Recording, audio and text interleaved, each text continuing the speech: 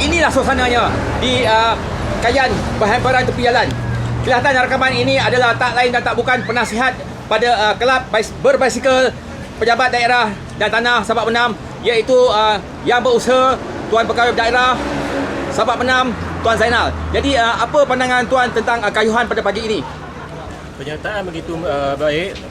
Terdapat beberapa pasukan yang sama-sama dalam ekspedisi ini ke Pangkur, dan saya tengok semangat berpasukan begitu baik, di mana setiap ahli cuba memberi semangat kepada rakan-rakan lain. Dan dalam hal ini juga saya tengok ada 2-3 orang mungkin yang telah kehabisan tenaga.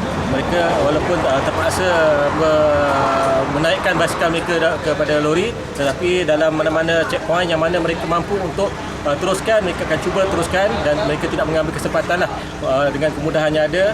Dan saya juga rasakan semangat berpasukan dan juga semangat silaturahim antara satu sama lain begitu baik, dan saya harapkan dapat diteruskan sehingga ke akhirnya lah. Saya difahamkan kayuhan ini adalah merupakan kayuhan yang julung-julung kali diadakan oleh pejabat daerah dan tanah Sabak Benam. Jadi apa pandangan Tuan dari segi persediaan jawatankuasa dan juga yang lain-lain yang terlibat?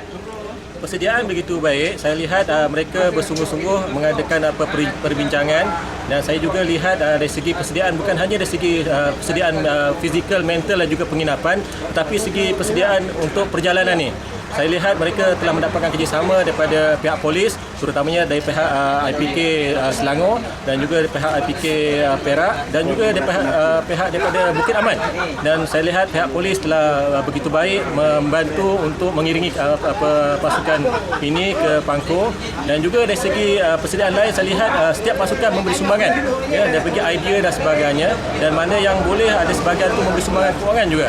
Ya, jadi saya rasa dari segi julung kali ini, walaupun persediaan begitu singkat, tetapi saya rasa dia agak sempurna lah.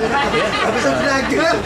Rakaman ini dibuat betul-betul di hadapan yang berusaha Tuan Pegawai Daerah Sabak Benam, iaitu Tuan Zainal. Saya bagi pihak peserta kayuhan ekspedisi 2012 Sabak Benam Pangkur mengucapkan ribuan terima kasih dan mengalu-ngalukan kehadiran Tuan untuk memberi semangat dan perangsang untuk kami meneruskan kayuhan ini. Terima kasih diucapkan kepada Tuan dan juga jawatankuasa yang terlibat secara langsung ataupun tak langsung.